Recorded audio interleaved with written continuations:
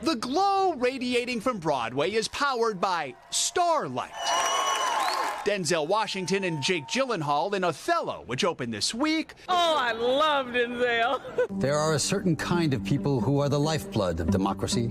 And George Clooney as Edward R. Murrow in Good Night and Good Luck, which made $3.3 million in its first week, a record for a non-musical play. For Succession fans, Kieran Culkin headlines Glengarry Glen Ross, while his TV sister Sarah Snook is a couple blocks away in The Picture of Dorian Gray. Not to mention longtime Broadway icons like Audra McDonald, Idina Menzel, and Bernadette Peters, all giving Broadway a post-pandemic comeback that just a couple years ago seemed hard to imagine.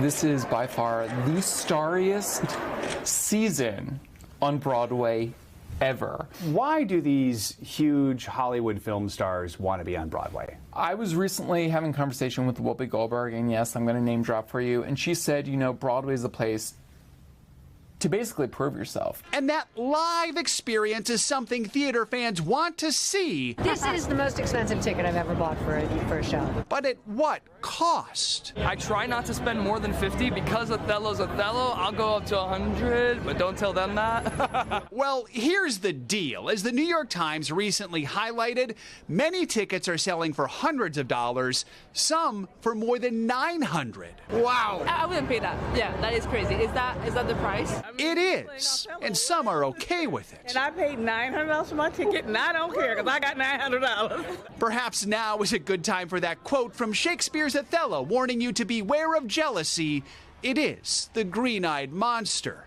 There's no doubt those prices can put some shows out of reach. It affects the pricing perception of Broadway and doesn't really support the narrative that there is a price point for everyone. The nonprofit TDF works to remove financial barriers to Broadway. That includes those TKTS booths, which sell tickets at reduced prices. TDF notes more than two-thirds of shows right now have an average ticket price that's under $150. And experts will point you to shows like Maybe Happy Ending, a Tony frontrunner for Best Musical. It's an excellent show.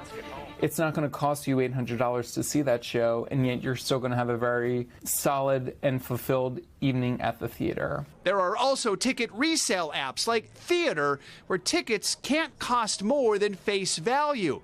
And shows often have daily lotteries or student rush, giving fans a chance to catch a star. Luckily, they have a run for the next 3 months, so I'll be doing this every day if I have to because I want to see this show, man.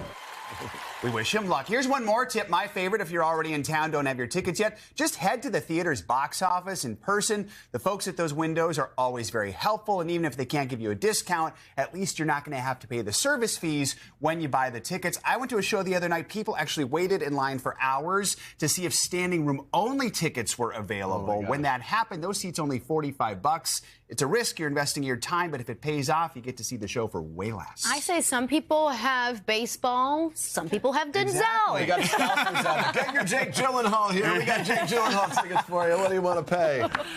Hey, thanks for watching. And don't forget, you can catch the Today Show every morning on NBC or take Today when you're on the go. Just follow the Today podcast on Apple Podcasts, Spotify, or wherever you listen.